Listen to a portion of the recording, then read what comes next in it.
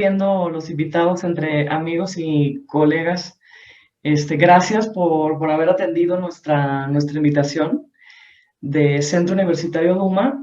Y quiero aprovechar este momento que tengo aquí antes de darle la palabra al doctor Diego González, de platicarles un poquito acerca de qué es Duma. Y eso es lo que les quería traer el día de hoy, antes de escuchar al doctor Diego.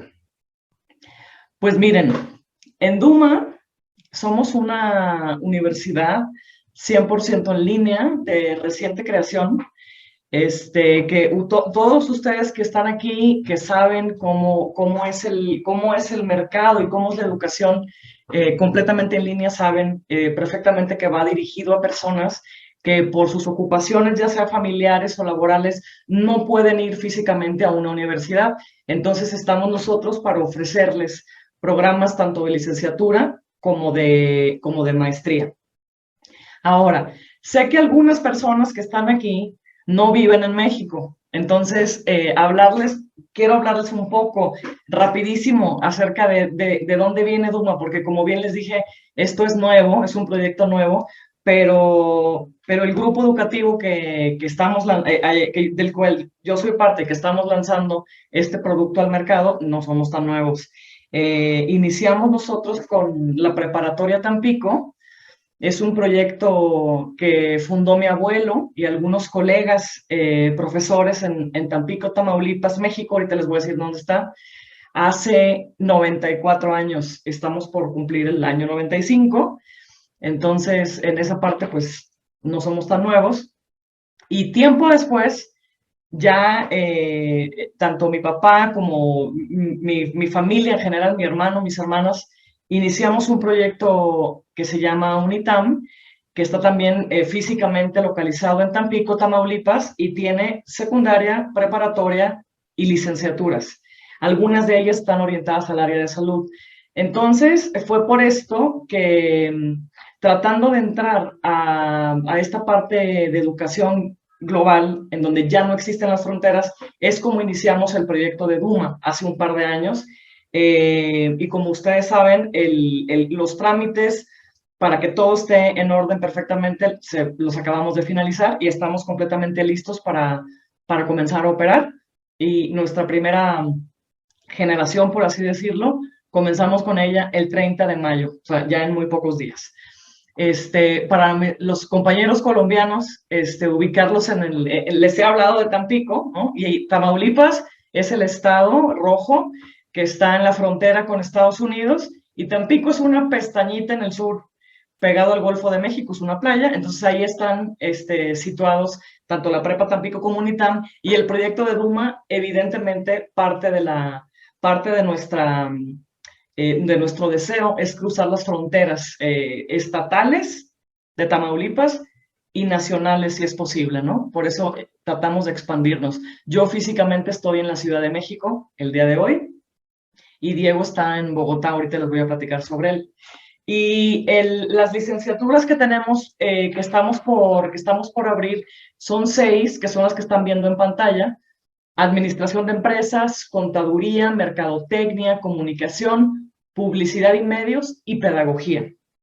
Y en el paquete de maestrías tenemos Administración Pública, Administración de Centros Hospitalarios, Finanzas, Mercadotecnia y Filosofía.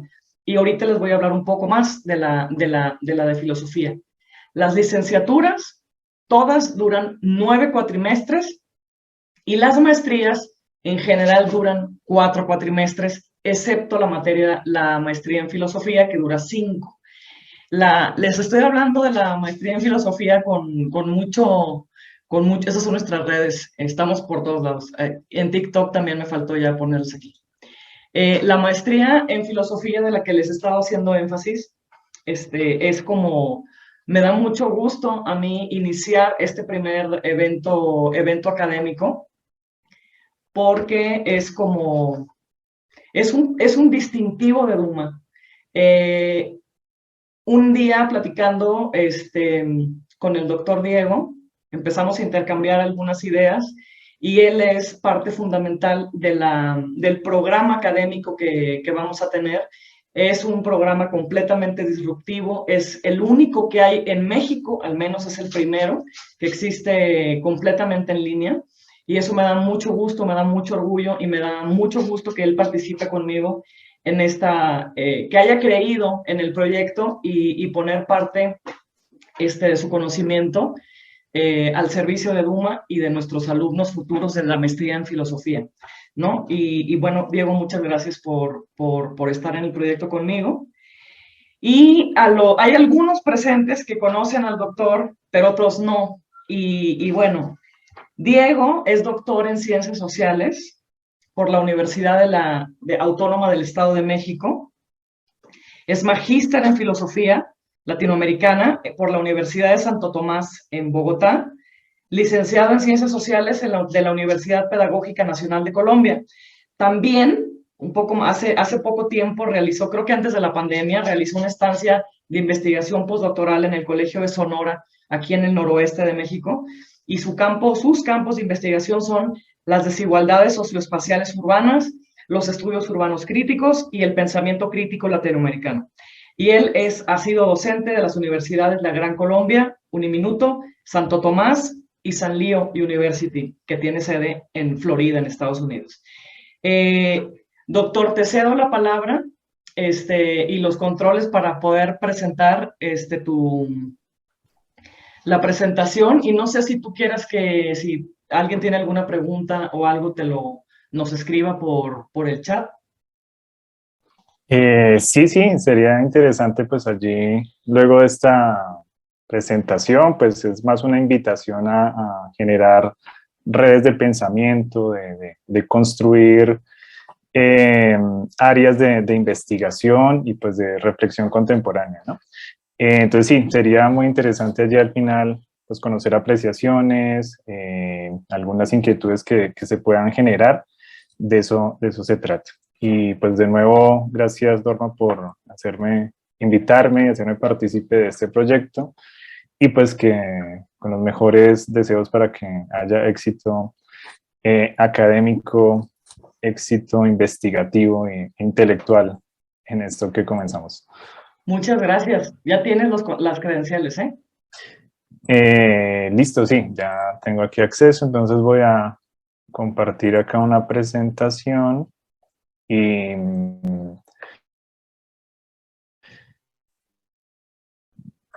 pues arrancamos con estas ideas generales de cómo situar la filosofía, lo que hemos llamado acá pues, la era de los robots, y cómo nos pensamos humanistamente, y pues desde las ciencias sociales en general y las ciencias humanas, estos cambios que vienen dándose en nuestra sociedad contemporánea, globalizada, para algunos llamada como la aldea global, y qué lugar seguimos ocupando los Homo sapiens en este proceso.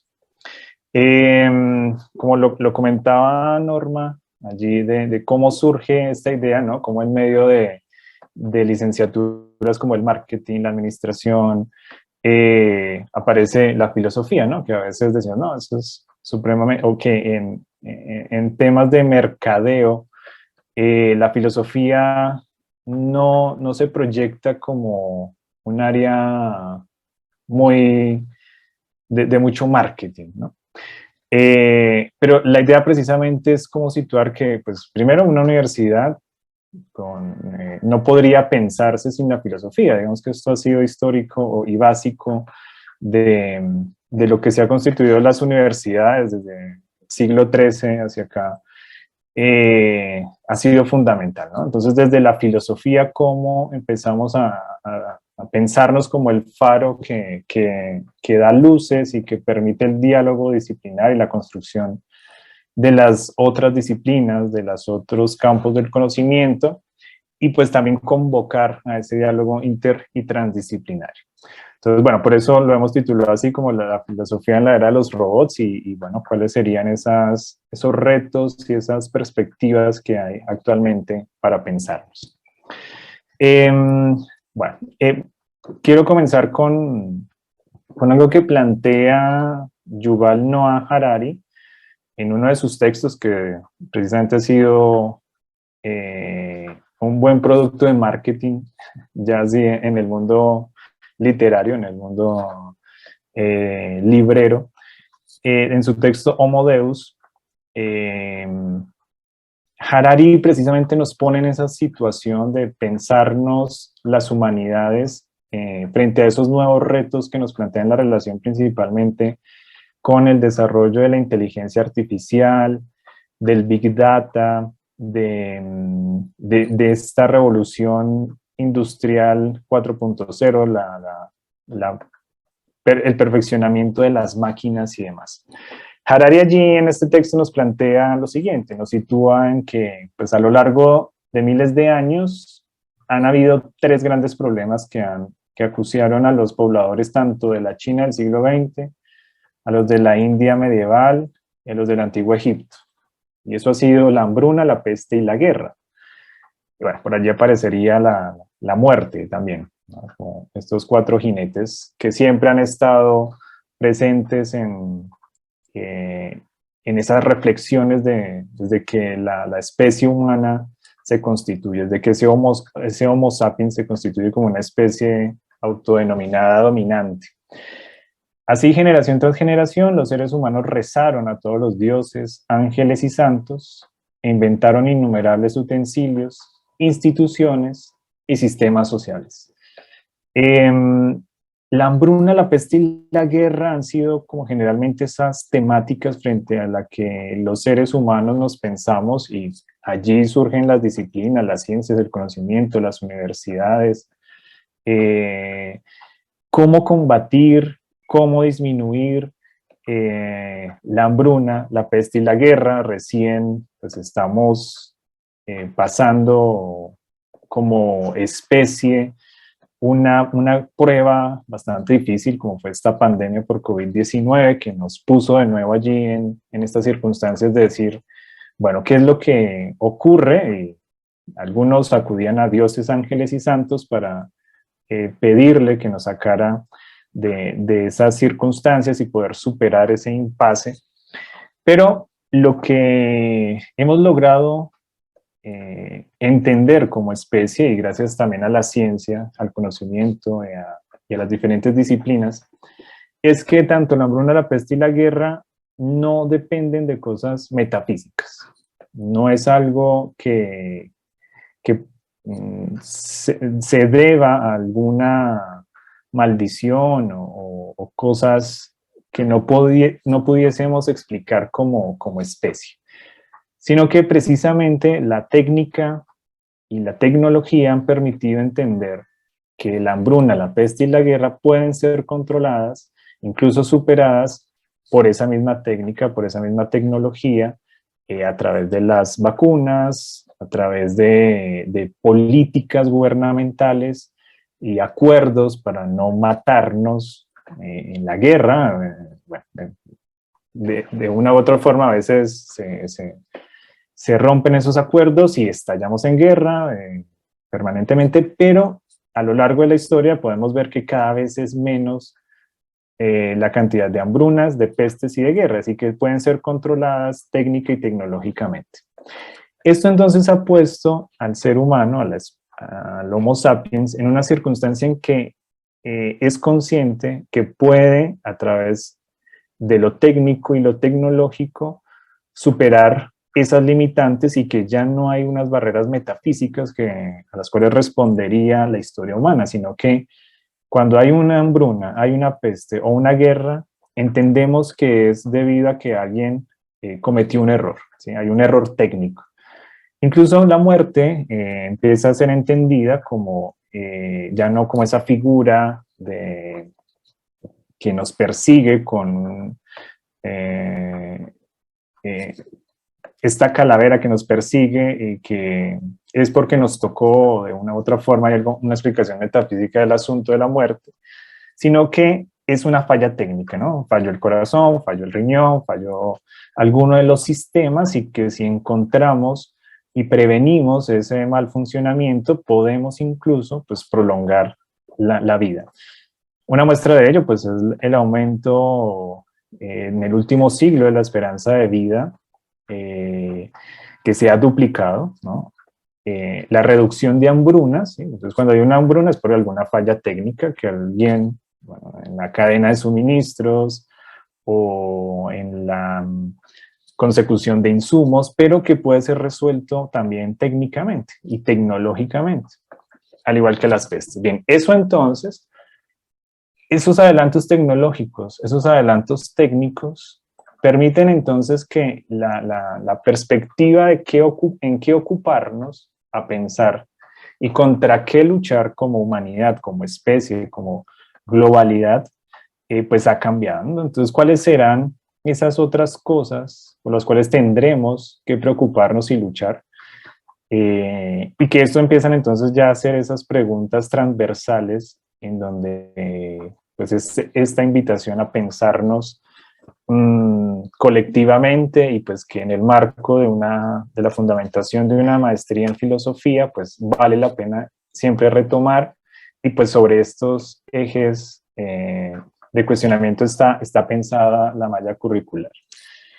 Y bueno, entonces, en ese desarrollo técnico y tecnológico, ¿cómo amenazan la biotecnología y la inteligencia artificial a esas formas clásicas del humanismo, de cómo entendemos y hemos entendido la especie humana?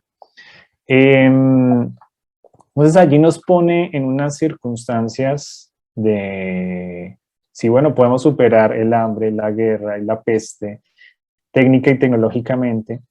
Ahora entonces, uno de los puntos en que se está pensando es, ¿pueden los seres humanos ser inmortales? Ya tenemos algo que se ha aproximado un poco, es esto el aumento de la esperanza de vida. En promedio, a nivel general, claro, aún siguen habiendo poblaciones que padecen hambre, que sufren la guerra y que mueren de enfermedades, pero que cada vez se van encontrando, pues hay investigación científica para eso, ¿no? Hay infinidad de institutos de investigación para ello. Claro, con unas circunstancias también de desigualdad, ¿sí? Que la desigualdad, pues en últimas también es una falla en la ejecución de ciertas políticas. Sabemos que a nivel global, pues hay todos unos planes técnicos de cómo ejecutar la distribución más equitativa de recursos y del acceso a la salud y de acceso a la alimentación, a la soberanía alimentaria. Bueno, que todo eso está planeado y planificado para poderlo superar técnica y tecnológicamente. Lo que pasa es que hay un acceso desigual a esas condiciones. No es que no se pueda, sino que pues hay unas circunstancias de distribución desigual a nivel planetario. Suponiendo entonces que hay una tendencia a superar esos déficits y esas inequidades, tendríamos entonces que ante nosotros la posibilidad de pensar que se puede vivir eternamente. Y bueno, que si se superan entonces estas fallas técnicas, las fallas técnicas de órganos internos y que pueden ser sustituidos, y que eso pues efectivamente lo vemos que ocurre, es posible pensarse en esa inmortalidad. Allí entonces viene la interacción con estos otros campos de pensamiento y el desarrollo de nuevas disciplinas, sobre todo desde las tecnologías, que es con lo que queremos establecer esos diálogos desde la maestría en filosofía, desde el área del desarrollo de la inteligencia artificial y del Big Data. Entonces, bueno, uno de esos ejemplos es eternidad aumentada, que es una de las aplicaciones en las que se viene trabajando en busca de esa inmortalidad, ¿no? Cómo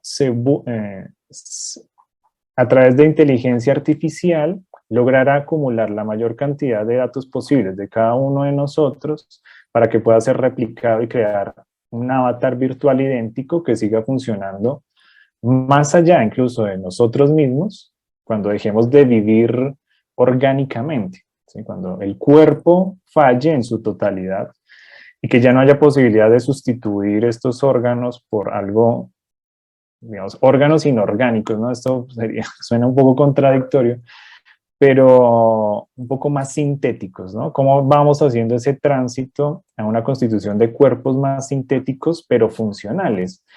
Y que empiecen a generar estas condiciones. Y bueno, uno de esos es a partir del Big Data, de Augmented Eternity, que fabricará réplicas virtuales nuestras a partir de los datos que vamos dejando en Internet. Es decir, con toda la huella digital que ya tenemos, es posible hacerlo, ¿sí? Si se recopilara toda esta cantidad de conversaciones que hacemos por WhatsApp, que hacemos a través de los emails, y encontrar esos patrones de comportamiento frente a lo que nosotros somos, ¿sí? Entonces, eso puede ser guardado y replicado en un avatar. Esto está bastante desarrollado, hay aplicaciones, bueno, toda esta idea también surge en un semillero de investigación que teníamos con el profesor Darío Campo, que por allí está dentro de los asistentes. Empezamos a pensarnos este tipo de circunstancias y encontramos una aplicación que se llama Réplica, que allí pueden también descargar si quieren empezar a construir ese avatar virtual para dejar su legado y guardar lo que ustedes son, bueno, entre comillas, eso del ser o del yo auténtico. Bueno, algo que también ha causado gran controversia y empezar a pensarnos desde la filosofía es Sofía, la robot humanoide, que se hizo célebre por obtener la ciudadanía de Arabia Saudita y que hace un par de años hizo su presentación en el cierre de Andicom en Cartagena. Sofía, que ya responde entrevistas por sí misma, ¿sí? Es una inteligencia artificial que va aprendiendo, respondía lo siguiente, dice: a mí me encanta que a veces los humanos sean irracionales, los robots podemos aprender mucho de eso. Claro está que la racionalidad tiene sus beneficios, pero los actos de espontaneidad como la creatividad y buenos chistes son maravillosos porque no son exactamente racionales. Esto contestó Sofía, una pregunta que le realizó un corresponsal de la agencia EFE.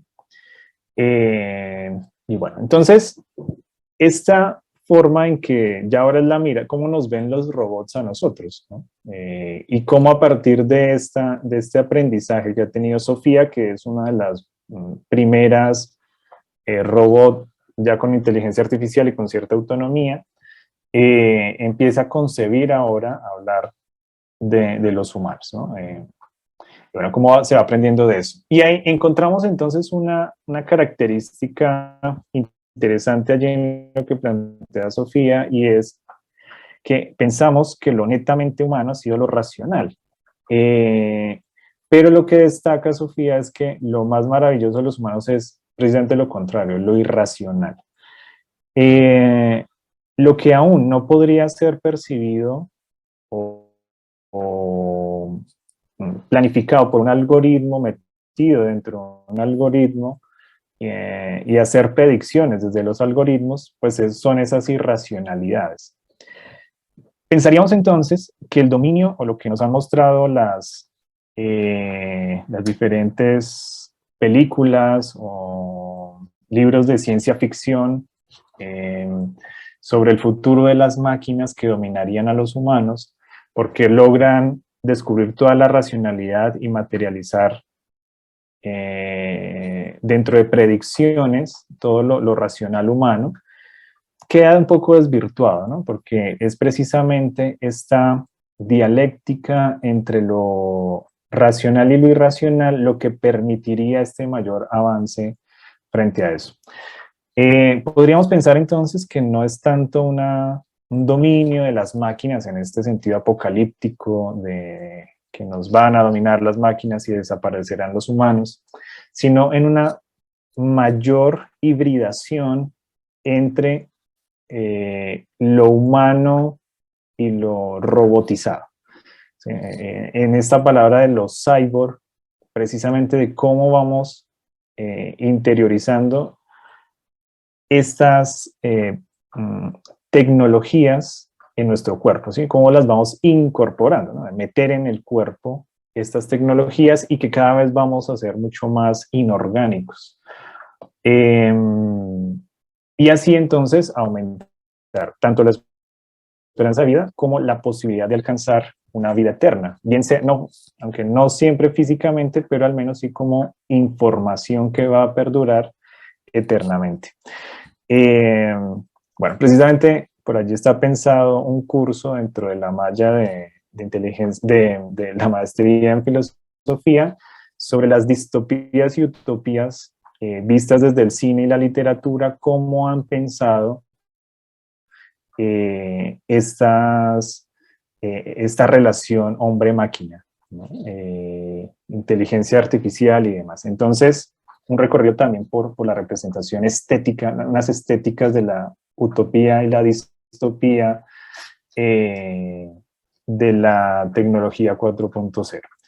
Entonces, es en esta relación dialéctica de lo racional y lo irracional donde vamos encontrando que tal vez la forma en que se ha pensado la inteligencia artificial es solamente desde una lógica lineal, que pensamos que puede ser todo predecible, y que entonces es donde desde la ingeniería de sistemas se empieza a tener también interés por la filosofía para decir, bueno, hay algo que es la lógica dialéctica, la que nos permitiría perfeccionar más estas circunstancias azarosas, que a los cuales nos enfrentamos en verdad como especie, ¿no? Cada uno de nosotros. Bueno, allí entonces aparecen dos conceptos un poco pues, raros y difíciles, pero que pues es algo que también convocamos pues, a ir estudiando desde la maestría, es este concepto de transhumanismo. Entonces, empieza a tener cabida en muchos discursos en los últimos años, esta idea del transhumanismo, la cual parte de una concepción del ser humano que va a dejar de evolucionar biológica y culturalmente como hasta ahora lo ha hecho, ya que será la tecnología la que dará a los humanos poder para modificar su naturaleza de acuerdo a sus propios intereses. Se pretende entonces que el nuevo ser humano llegue a ser autónomo de su propia naturaleza y que pueda diseñarse de acuerdo a sus propios deseos. Bueno, esto a sus propios deseos como si hubiese un libre albedrío y esto de jugar a los dioses, pues también empieza a ser algo que tiene que ser pensado, y allí viene el campo de la ética, la bioética, hacia la ética de la ciencia, hasta dónde sería posible modificar la naturaleza en sí misma y cómo nos enfrentamos precisamente frente a esas modificaciones de la naturaleza, siempre como una némesis frente a lo humano, ¿no? Hay una lucha permanente frente a esa modificación, los límites y las posibilidades de transformación de eso. Eso es entonces todo el campo del transhumanismo. Y otro concepto que aparece generalmente en toda esta literatura de cómo se piensa desde la filosofía y desde las ciencias humanas es el concepto de poshumanismo. Entonces, allí los teóricos del poshumanismo concuerdan en ubicar el origen de este pensamiento a partir de la cibernética en las décadas de los años 50 y 60, debido a que el desarrollo de la cibernética modificó las ideas científicas que se usaban para explicar el mundo y nuestra propia identidad humana.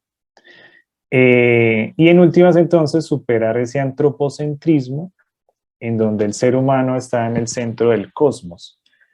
El poshumanismo entonces empieza a decir que no solamente, eso, que no todo tiene que estar centrado en una esencia humana, o sea, cuestionar esto de la naturaleza humana o identidad humana o esencia humana, sino que hay unas posibilidades de ser otros, ¿no? De venir en otras formas de ser como especie, ¿sí? En tanto que allí entonces se cruza el poshumanismo Y el transhumanismo con estas posibilidades de transformación del ser humano, de la naturaleza biológica, a través de la tecnología.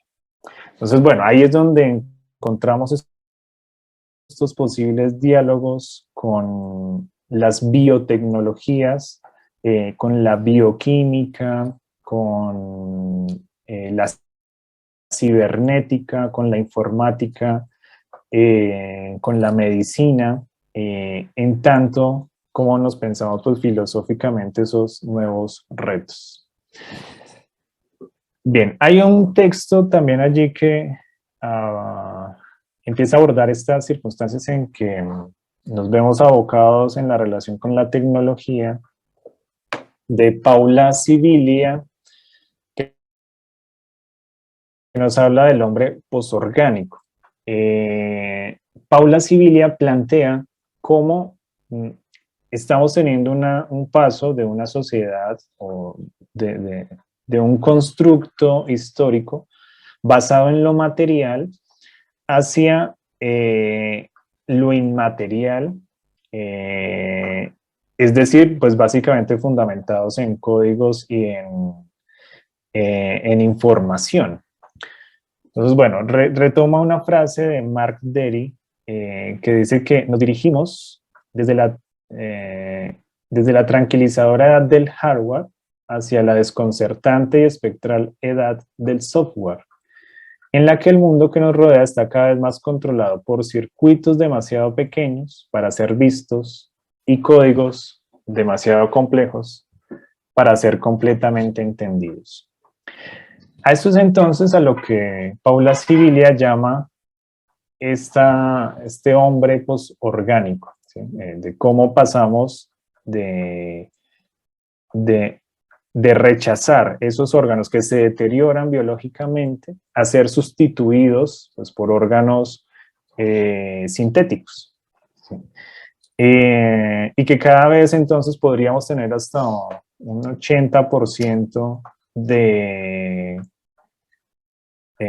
un cuerpo posorgánico, ¿sí? Más sintético. Y bueno, eso además sumado con lo que habitualmente ya tenemos, el uso de la ropa, el uso de gafas, el uso de dispositivos para mejorar nuestra audición, para mejorar nuestra memoria, en fin. Entonces ahí ya tenemos unas circunstancias ya de hace mucho tiempo de transformación de nuestros cuerpos con eso. Y ese tránsito entonces de lo que ha sido una sociedad netamente material,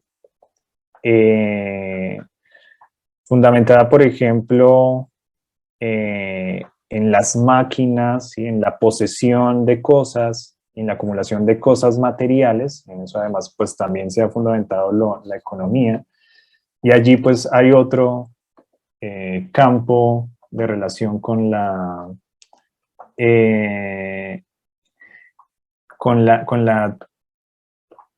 economía, ¿no? De pensarnos pues también con economistas, una filosofía de estas nuevas formas de producción. Y cómo hemos pasado de algo que era netamente material, como la sal, por ejemplo. Bueno, eso es una analogía que hace Paul Virilio de estas transformaciones que hemos pasado de la sal, que era netamente material en 3 dimensiones, al billete, ¿sí? Que era una representación simbólica de la riqueza, pero que tampoco existe, que hay solamente 2 dimensiones, a una moneda digital o todo un movimiento de querer encontrar una moneda global digital descentralizada que pierde toda dimensionalidad física. ¿Sí? Entonces, ese es el gran recorrido también de cómo hemos pasado de esa materialidad a lo inmaterial. No solamente en nuestro cuerpo individual, sino en la relación con esos otros cuerpos y con las cosas en el mundo, que es también lo que anclaría nuestro ser a lo material. Entonces hay una desmaterialización que pues es necesario también pensarnos con los economistas, ¿no? Acá pensaba con los economistas y con ingenieros, cómo pensarnos esto de lo material, ¿no? Cómo hay una nueva resignificación de qué entendemos por materialidad e inmaterialidad, qué tan verdadero y real es lo digital.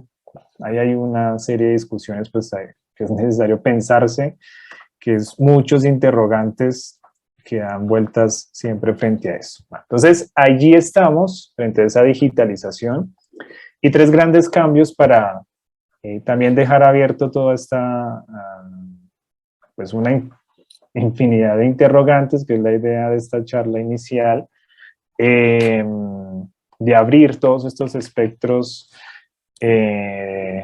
para indagar.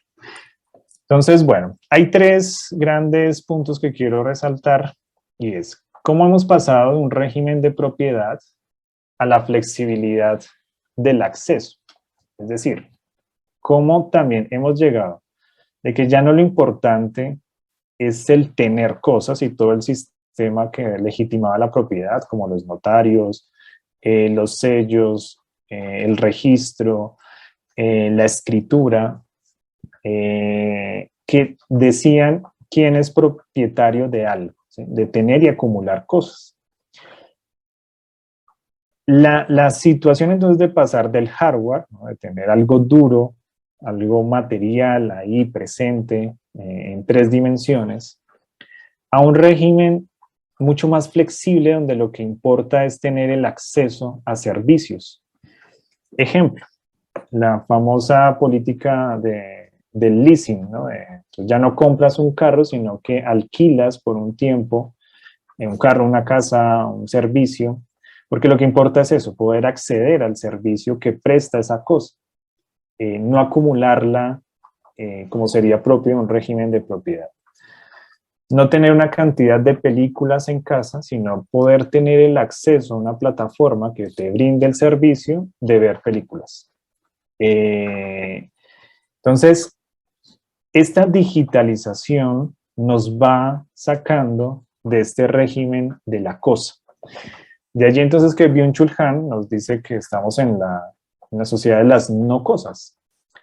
Pero que eso también tiene unos riesgos, esa desmaterialización en donde todo se centra en la información. Somos cazadores de información, que nos volvemos ciegos ante las cosas y que las cosas era lo que nos daba el anclaje del ser en el mundo. Entonces, como ya no estamos en esa relación con las cosas que perdurarían, en últimas también nos volveríamos una especie sin rituales, porque los rituales es lo que nos ancla a las cosas. Porque el culto a la información descorporeizada y desmaterializada nos ha llevado ahora es a la acumulación de datos, a la capacidad de almacenamiento de datos, pero que no tienen un impacto más profundo en la memoria y en la esencia humana, pues, en lo propiamente humano. Y entonces siempre estamos expectantes a una información que cada vez sea nueva, ¿sí? Y eso nos desancla de esa relación mucho más duradera con el mundo y con los otros y demás. Bueno, ahí pues hay un campo de reflexión interesante en esa relación con las cosas, con la materialidad, con lo virtual, con el tema del metaverso, con el tema de comprar cosas virtuales, o si lo importante es solamente el acceso, bueno, la moneda digital, productos digitales, imágenes, en fin, todo un mercado que surge desde la virtualidad y demás. Bien, otro gran cambio es en torno a la forma de ejercer el poder, ¿no?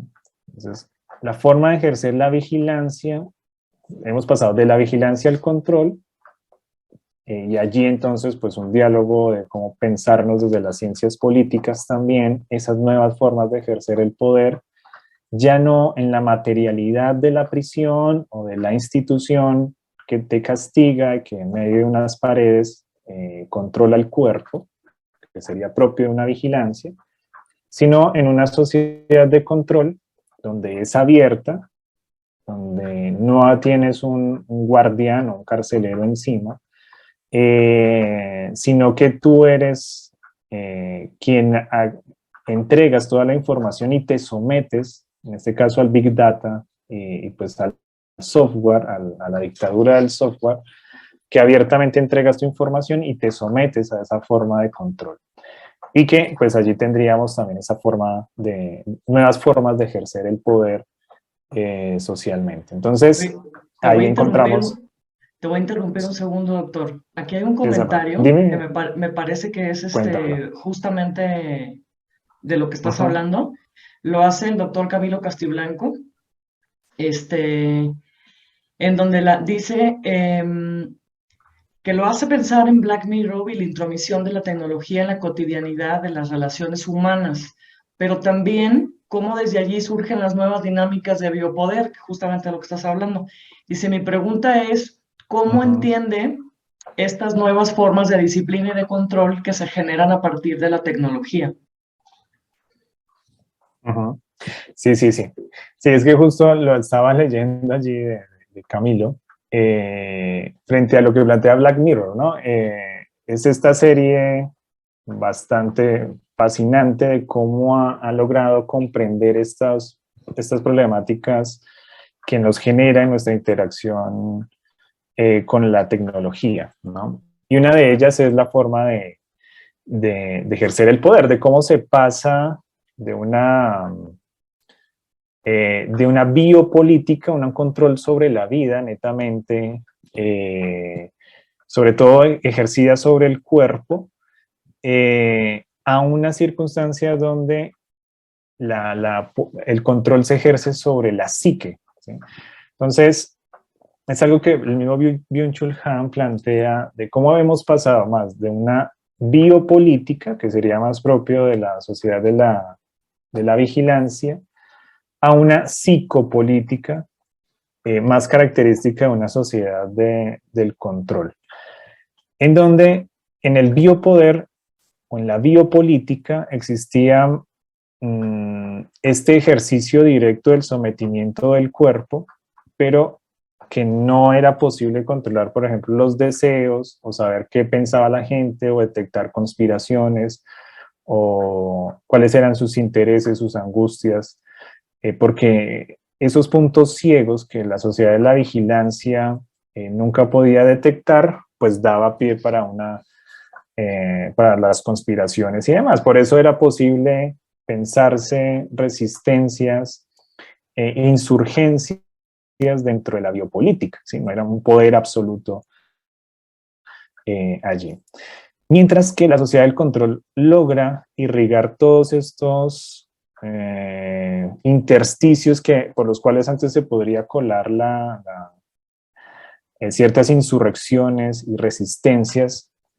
Pareciera que en la sociedad del control eso está copado porque se logra percibir la psique, ¿no? Y entonces ya no es un poder que castiga, sino que es un poder que seduce. Eh, y por eso las formas de disciplinamiento cambian, porque ya no es una disciplina que coarta, que, que cercena, sino que es un poder motivador, y ahí viene todo el discurso de la felicidad y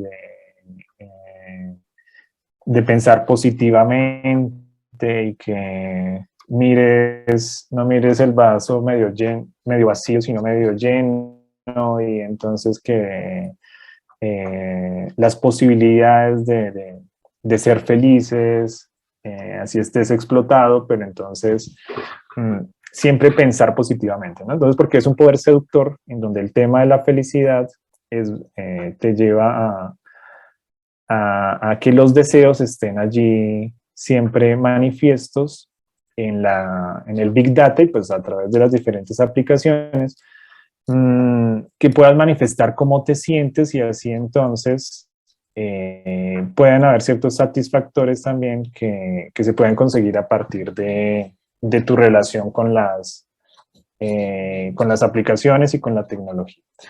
Entonces, esta forma en que se va pensando esas formas de ejercer el poder también van cambiando frente a eso, ¿no? Entonces, sí, la tecnología tiene un impacto muy fuerte en esas nuevas formas de ejercer el disciplinamiento, que es más seductor, que es también del me gusta, ¿sí? De cómo hay una satisfacción frente a la imagen y de lo que muestras positivamente frente al otro, ¿no? Entonces, la vida del Instagram, ¿no? De mostrar la felicidad permanente.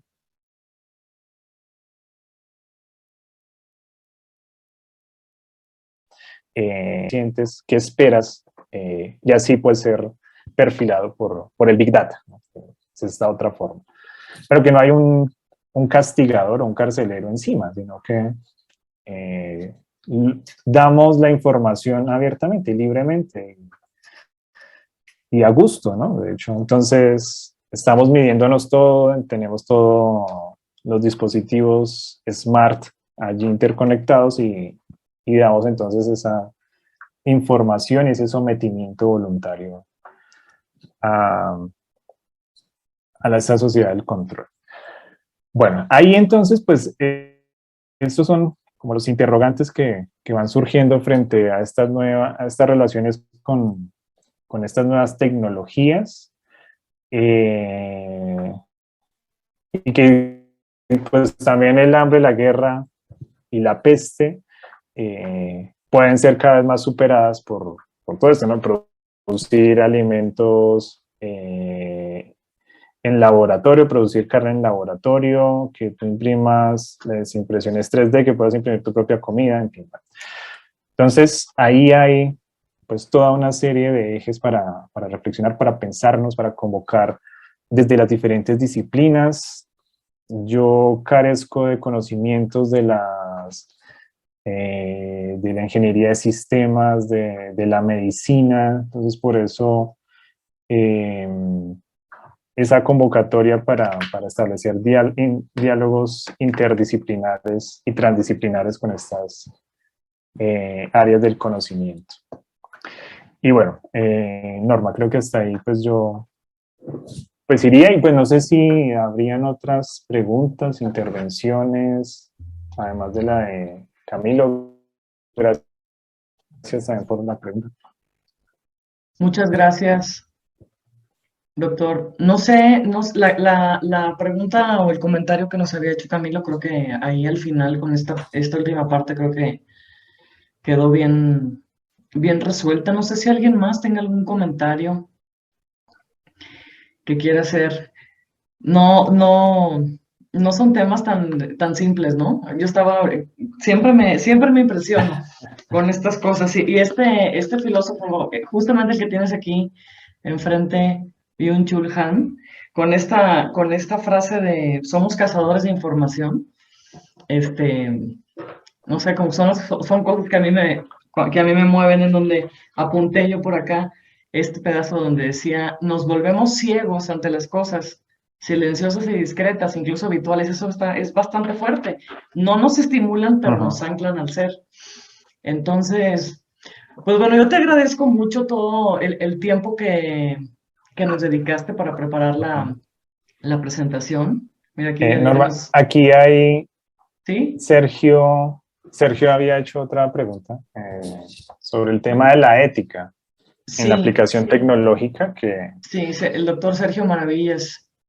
Sí, Sí, que precisamente ha sido transversal, pues tenemos en la malla curricular nos pensamos precisamente este papel de la ética, porque pues hay una serie también de códigos que limitan, o más que limitan, que hacen cómo posicionarnos éticamente frente a esta aplicación tecnológica, porque precisamente lograr tener todo este poder que da la tecnología a jugar a ser dioses, pues llega a ser una situación pues, que nos hace asombrarnos y también preocuparnos. Una de las circunstancias que más me preocupan y que es donde creo que se debe centrar la ética es cómo esto tecnológico ha servido o viene posicionándose como una estrategia eugenésica, es decir, de cómo las grandes élites con gran poder adquisitivo a nivel global pueden tener esta capacidad de mejorarse, es decir, de crear seres humanos mejorados que no se enfermen, pero que solo esos pocos que puedan tener esas condiciones puedan acceder a esas mejorías o a esas adecuaciones eugenésicas de raza. Bueno, entonces no solamente está centrado por la raza, el gran interés de la política nazi, que por eso hay pues todos los adelantos en la anestesia y en la cirugía, viene de toda esta experimentación en los campos de concentración nazi. Esto permitiría entonces, y eso mismo lo dice Harari, el mundo ya no se verá tanto una pelea entre pobres y ricos, sino entre una parte de la especie mejorada contra esos que se vuelven desechables. Y que serían mano de obra barata y que podrían desaparecer y ser desechados porque no sirven. Entonces sería un grupo minoritario que puede acceder a eso tecnológico para mejorarse en todos los ámbitos, ¿no? Y vivir más y entonces tener más privilegios y reproducir esos privilegios que se tienen. Entonces, allí ese papel de la ética es, bueno, ¿cuál es el acceso más equitativo a estos adelantos tecnológicos? Es decir, cómo todo esto de los órganos, fabricación e impresión 3D de órganos para personas mutiladas, ¿no? O para aquellos que necesitan trasplantes de estómago, que necesitan trasplantes de hígado.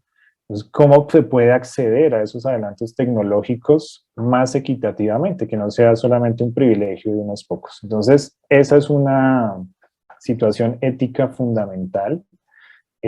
Hasta dónde se puede reproducir vida, hasta dónde se puede modificar otras especies, hasta dónde es lícito o permitido para seguir explotando la naturaleza solamente en favor de la especie humana. Bueno, entonces allí viene, por ejemplo, también la ética animalista, de cómo no, que se oponen pues a esta modificación para que las vacas produzcan más carne, produzcan más leche, y entonces explotarlas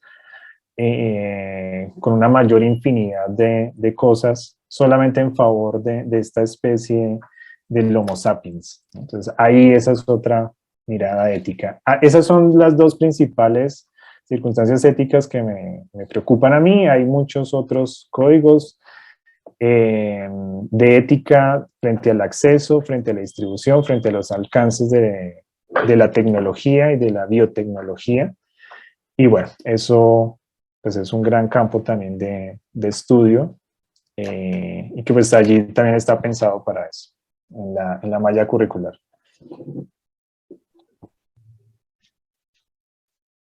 Aquí nos comenta algo la maestra Yadira. La ética tecnológica es un tema muy importante al que se necesita legislar. Si consideras que pronto empezarán a fabricar humanoides que puedan tener apariencia de niño con inteligencia artificial con modelos y sentimientos reales. De Leslie Guerra, perdón. Ok, es que estaba leyendo otra vez Salvador, Salvador Sarmiento. Espera, entonces me confundí con las dos ahora. ¿Me puedes repetirla? Es que también te escuché entrecortado. ¿Me puedes repetir la que estás leyendo? Es que no veo esa. Sí, es que uno está por el preguntas y respuestas y Ah, otra estaba sí. por el chat. Ok, Sí, ya. Salvador te escribió las preguntas. De preguntas y respuestas. Ah, ok, Sí, listo. sí, sí. Listo, listo. Eh, ok, ok. Listo, ya vi la de Yadira. Bueno, el tema de los sentimientos, ¿no? Y que precisamente cuando le preguntaban a Sofía, qué era lo que identificaba si era propiamente humano o no. ¿No? Entonces nos anclamos y nos resistimos a decir, bueno, es que no, los sentimientos es propiamente lo que nos hace humanos. Mm, lo que ha demostrado la inteligencia artificial es que incluso los sentimientos, la forma en que sentimos y despertamos ciertas empatías eh, también son programables, ¿no? Porque al ser todo un producto eh, de la interacción humana a lo largo de una historia, ¿sí? Y que socialmente está aprobado o desaprobado cómo debemos sentir, por lo tanto no es algo tan autónomo del humano o de cada uno de nosotros, sino que ya hace parte de esa aprobación o desaprobación social. Y por lo tanto, los humanoides o estos bots pueden aprenderlo. Hay una película justamente que se centra en eso, que es Ex Machina o Ex Machine, en donde precisamente empieza a sentir, empieza a despertar ciertas emociones frente al otro en esa interacción permanente. Entonces, incluso eso de los sentimientos empieza a ser cuestionado por la inteligencia artificial porque se da cuenta que sí pueden ser programables, los sentimientos pueden ser programables, ¿no? En tanto estímulos y respuestas. Entonces, eso también ya... y bueno, en esas formas de identificar cómo manifestamos los sentimientos y la vinculación, por ejemplo, con el lenguaje, estos equipos interdisciplinarios entre lingüistas, psicólogos, ingenieros y filósofos que empiezan a pensarse cómo es esa relación de la creación de los sentimientos, que pueden ser en última solamente un efecto lingüístico, más que... Y bueno, unas combinaciones también bioquímicas, allí también hay el tema de las reacciones y qué hormonas se producen cuando sientes rabia, cuando sientes amor, cuando sientes desesperación. Entonces ahí hay esa parte también es bastante interesante de participar. Y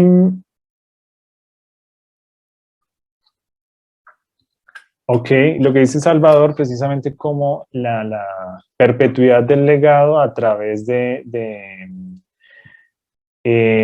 manifestaciones como el arte, y que como a través de todos los datos que nosotros vamos produciendo a lo largo de nuestra existencia, pues tendríamos esa forma de perpetuidad o la sensación de inmortalidad. Y bueno, allí Salvador nos agradece por la claridad de la plática. Y sí, que precisamente es eso, tratando de establecer los puentes con campos diferentes a los netamente filosóficos, ¿no? Como esa relación, ese diálogo interdisciplinario es como el gran interés acá. Bien, y Darío pregunta, ¿cómo interpretar esta población que no tiene acceso a estas formas de tecnología? Por ejemplo, el 37% de la población mundial no tiene acceso a la Internet. ¿Se trata de una población que resiste a la psicopolítica? ¿O estas formas de tecnologías políticas es una población excluida? Ok, bueno, podría ser, sí, por un lado como es decir, no es que hay una resistencia, entonces hay unos que no quieren acceder a la tecnología porque su práctica de vida es alternativa. Pero cuando lo pones en términos de que no tienen acceso, entonces ya hay una privación técnica, una privación material de ese acceso a la Internet, que no es que hayan decidido como alternativa para resistir a estas formas de dominio o de ejercer el poder, ¿no? Entonces ya lo estamos planteando como que es propiamente una población excluida, porque también las tecnologías podrían permitir en sus usos formas de resistencia, ¿no? Entonces, sigue siendo una forma de sometimiento esa distribución, ese acceso desigual a la tecnología. La otra cosa es que teniendo la posibilidad de hacerlo, haya un alejamiento voluntario y de práctica política consciente, es decir, esto no uso WhatsApp y no uso un teléfono inteligente porque lo considero una forma de resistencia, ¿sí? No porque sea obligado a que no tenga acceso, ¿sí? Ahí sí hay esas otras formas.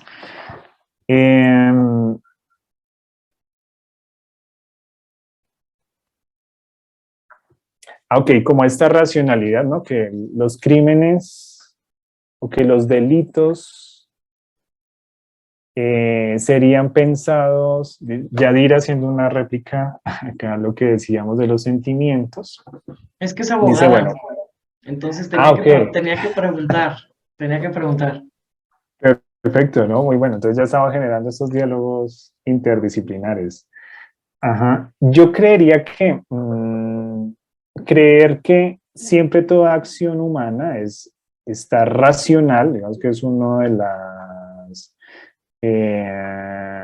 inquietudes que bueno, hay un campo teórico que se llamó la elección racional, que partía del supuesto que todos los humanos actuábamos racionalmente, o sea, que toda decisión era pensada y evaluada y que siempre obtendríamos la de mayor beneficio, o al menos la que fuera un gana-gana o un empate, siempre evitando el perder. Entonces, ese cálculo supuestamente que siempre hacemos racional no es tan cierto. Digamos que lo que se ha pensado desde otros enfoques sociológicos y filosóficos es que no siempre toda acción ha sido racionalizada o pensada y que siempre actuamos a obtener el mayor beneficio, ¿sí?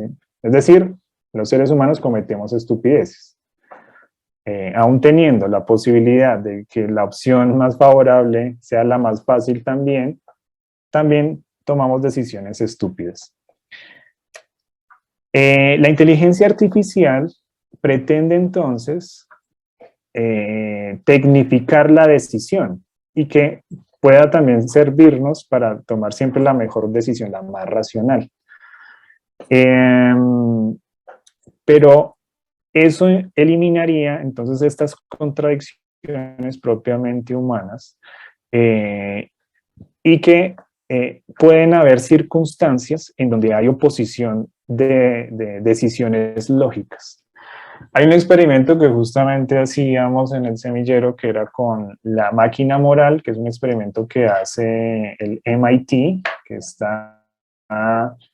pone diferentes escenarios de cómo debería decidir un coche automático ante ciertas circunstancias. Es decir, por ejemplo, matar a un indigente, atropellar a un indigente o cuidar a un doctor. Entonces, que esa decisión la tiene que tomar a un médico. Entonces, que esa decisión la debería tomar en rápidos segundos y cómo programar el auto para que fuera la decisión más racional.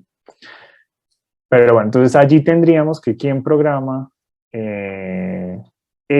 a los robots para que tomen las decisiones o bajo qué parámetros deberían tomarlas, ¿sí? Entonces, entre si atropella a una mujer doctora o a un hombre abogado, ¿por cuál debería decidir? ¿Sí? Podríamos decir no, que no decida, pero tiene que decidirse por alguna de las dos. Entonces, las dos decisiones, hay un conflicto decisional entre lo que debe tomar, por lo tanto, allí empezamos a pensarnos, bueno, ¿qué sería lo delictivo en esa decisión?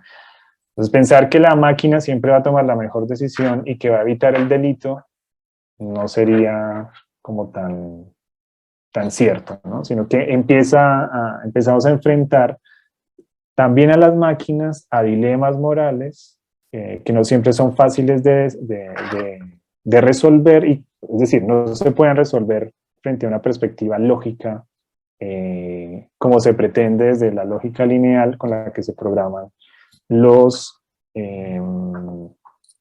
algoritmos de las máquinas. No sé si logré responder, creo que hay muchas vueltas allí con lo que preguntaba Yadira. Pero Esta, bueno, quería hacer un comentario.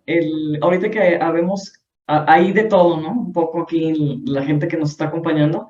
Una de las cosas que quería comentar es que precisamente una de las cuestiones que pensamos, que platicamos muchas veces cuando empezamos a diseñar el plan curricular de esta maestría, es de que es un programa que está diseñado para gente que no es filósofo de formación, aunque no lo parezca, ¿no? Por lo complejo que son algunos temas.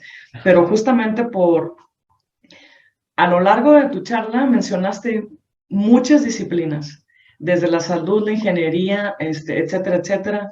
Entonces, precisamente por esta parte interdisciplinaria, esto lo pensamos, pero no necesariamente es para filósofos, sino es más bien para gente que quiere, ahorita nos estamos topando, todo lo que tú comentas se me hace que es como es un punto de confluencia. Ahí estamos aterrizando todos en todas las disciplinas, ¿no? Esto que platicabas tú hace rato también de las vacas, lo he leído por ahí con de un libro que acabo de leer, que manejas tú también de la McDonaldización de la sociedad, etcétera. O sea, como que por todos lados aterrizamos en el mismo punto. Y este esfuerzo es como para, justamente para todas aquellas personas que estén interesadas en estas complejidades a las que nos estamos enfrentando, no en el futuro, ahorita en estos mismos momentos. Creo que no había más preguntas y para no alargarlos mucho y no quitarles el tiempo más, quiero agradecerte, Diego, que me hayas acompañado en este inicio y haber compartido con los colegas parte de lo que va a ser nuestro programa de la maestría. Te agradezco mucho de veras tu tiempo y a todos los que a todos los que se conectaron aquí en la sesión de Zoom y también a gente que está viendo el video por Facebook. Les agradezco muchísimo que hayan tenido este tiempo para nosotros y los invito a que nos visiten, a que nos hagan preguntas. Ya estamos en el ruedo, ya no hay vuelta para atrás y bueno, les agradezco mucho a todos, a ti particularmente que me hayas acompañado. Y bueno, pues nos vemos en la próxima. Y aquí en México va a estar el doctor de visita sí, próximamente. sí. Allí estaremos en el Congreso de Claxo. Muchas gracias. Gracias a todos. Gracias, Sergio. Gracias a todos, Lulú, los que estaban aquí conectados. Nos vemos muy pronto. Hasta luego. Vale. Abrazos. Gracias. Chao, chao.